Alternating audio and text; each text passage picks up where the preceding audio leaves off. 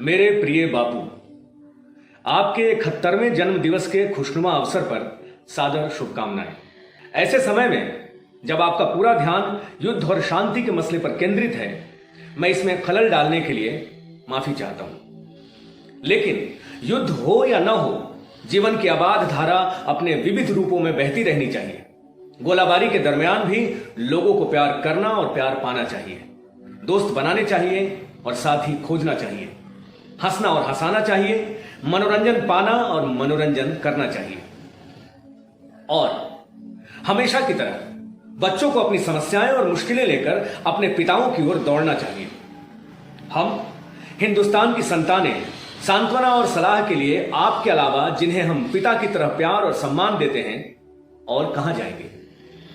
आज मैं आपके सामने विचार और स्वीकृति के लिए एक नया खिलौना सिनेमा को रख रहा हूं, जिसके साथ हमारी पीढ़ी ने खेलना शुरू किया है, खेलना सीखा है।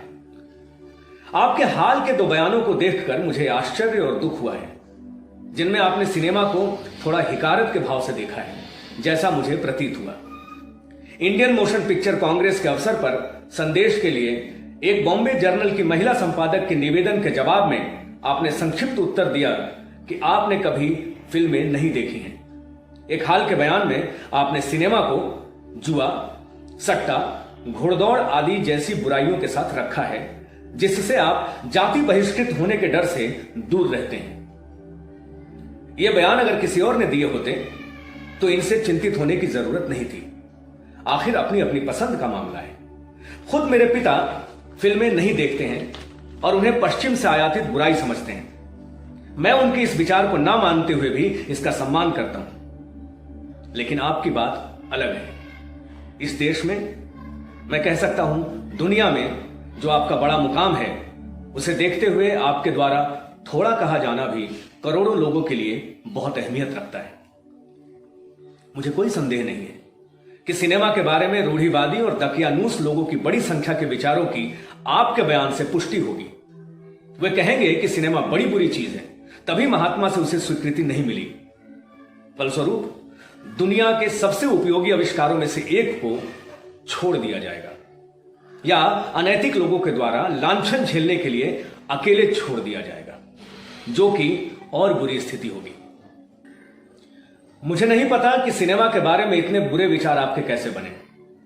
मुझे यह भी नहीं पता कि आपने कोई फिल्म देखने की कोशिश भी की या नहीं। मैं अनुमान लगा सकता हूं कि एक राजनीतिक सभा से दूसरे सभा में जाने के दरमियान आपकी नजर कुछ बुरे फिल्मी पोस्टरों पर पड़ी होगी, जिन्होंने शहर की दीवारों को गंदा कर दिया है, और आप इस नतीजे पर पहुंच गए होंगे कि फिल्में बुरी होती हैं और सिनेमा बुराई की रंगशाला भर है। मैं ये साफ तौर पर स्वीकार करता हूं कि बहुत सी फिल्में नैतिक और कलात्मक दृष्टिकोण से बुरी हैं। उनके निर्माता पैसा कमाने के लिए आदमी की घटिया मनोवृत्तियों का दोहन करते हैं। मैं ये भी स्वीकार करता हूं कि आप और आपकी पीढ़ी के अधिकांश लोग उस खिलंदड़ रोमांस को पसंद नहीं करेंगे जिसका आनंद हमारी पीढ़ी फिल्मों में लेती है। यहां मैं इस पर बात नहीं करना चाहता हूं। कोई भी 2 पीढ़ी सामाजिक दृष्टिकोण को लेकर एक मत नहीं हुई है और न ही आगे होगी।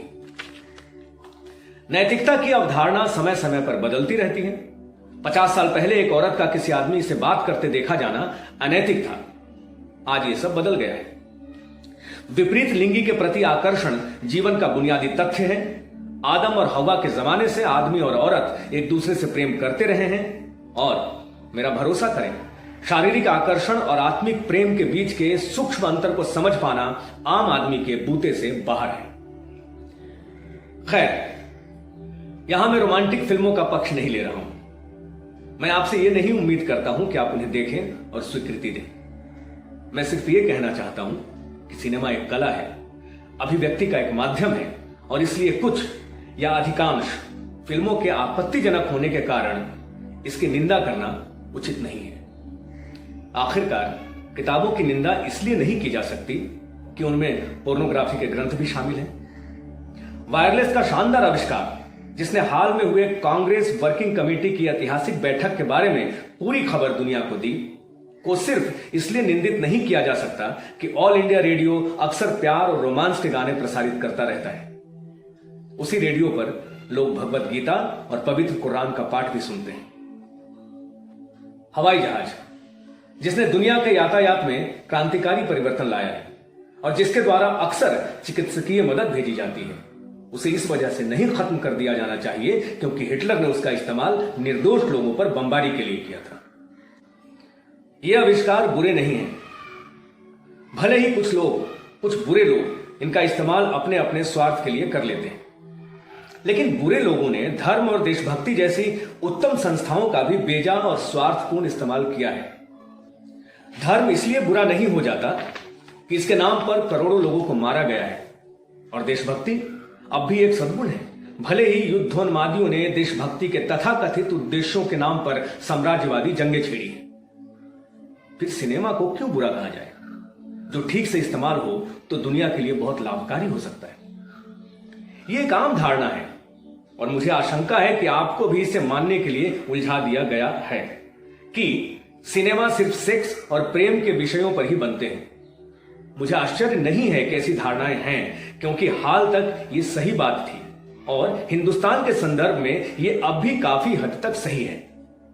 लेकिन कुछ पंक्तियों में आपके सूचनार्थ सिनेमा द्वारा विदेशों में किए गए सामाजिक और शैक्षणिक कोशिशों के बारे में बताना चाहूंगा।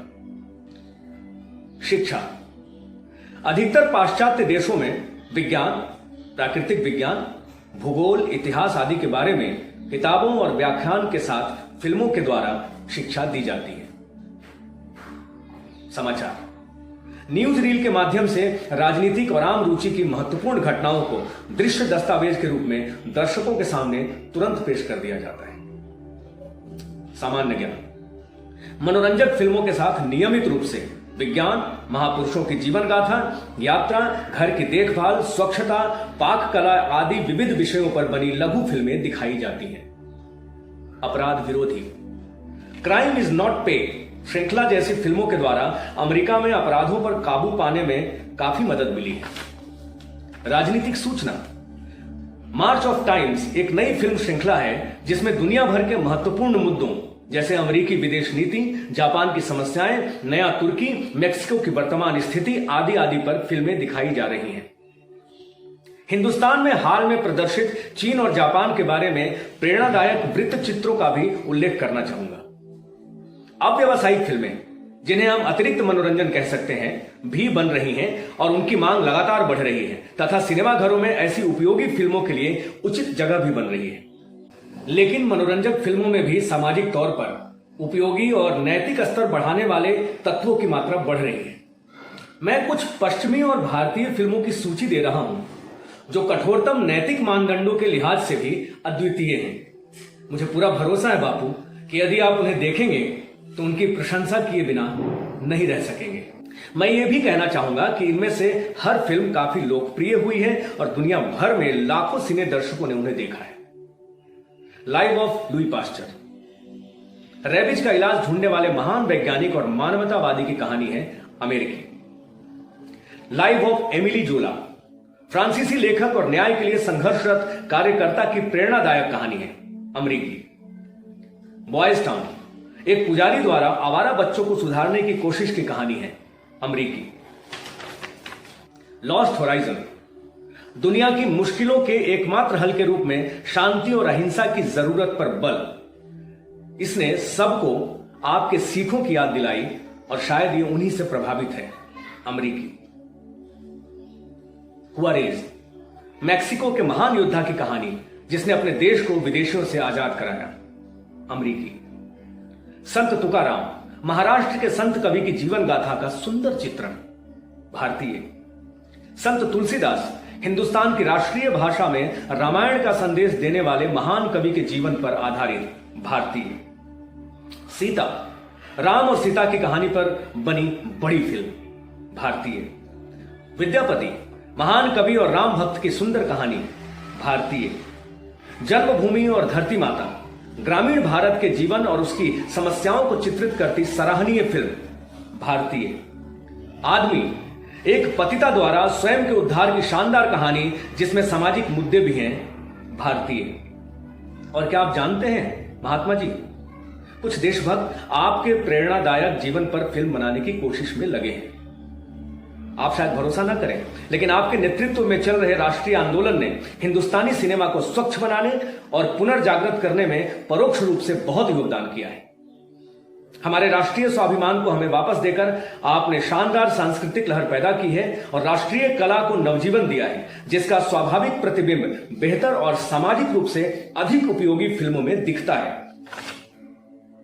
इसलिए मैं समझता हूं कि सिनेमा में आपको देश का नेतृत्व करने वाला दिखाना कोई अक्षम्य धृष्टता नहीं है। ऐसी फिल्में बनाना इसलिए संभव हो सका है कि थोड़े लेकिन ईमानदार और सामाजिक रूप से सचेत लोग फिल्मों में रुचि लेने लगे। 10 साल पहले ऐसी फिल्में नहीं बनती थी, क्योंकि शिक्षित और सम्माननीय लोग सिनेमा को बुरी और घृणास्पद चीज समझकर हिकारत की दृष्टि से देखते थे। आज ये पूर्वाग्रह बदल रहे हैं। हिंदुस्तानी फिल्मों की मार्जन की प्रक्रिया ईमानदार और जिम्मेदार लोगों के आने की गति के समानुपातिक होगा, जो यहां वर्षों से काबिज मूर्ख मुनाफाखोरों की जगह लेंगे। हम चाहते हैं कि भले लोग इस उद्योग में अधिक रुचि लें, ताकि यह तमाशा की जगह सामाजिक भलाई का औजार बन सके। लेकिन आप और आप जैसे अन्य महान लोग सिनेमा को जुआखोरी और शराबखोरी जैसी बुराइयों के साथ रखते रहेंगे तो अच्छे लोग हतोत्साहित होंगे और इससे दूर रहेंगे। बापू, आप एक महान आत्मा हैं। आपके हृदय में पूर्वाग्रहों के लिए कोई जगह नहीं है। हमारे इस छोटे से खिलौने सिनेमा पर, जो इतना अनुपयोगी नहीं है जितना दिखता है, थोड़ा ध्यान दें और उदारतापूर्ण मुस्कान के साथ इसे अपना आशीर्वाद दें। आदर और प्रेम सहित आपका ख्वाजा अहमद अब्बास, फिल्म इंडिया, अक्टूबर सन 1939।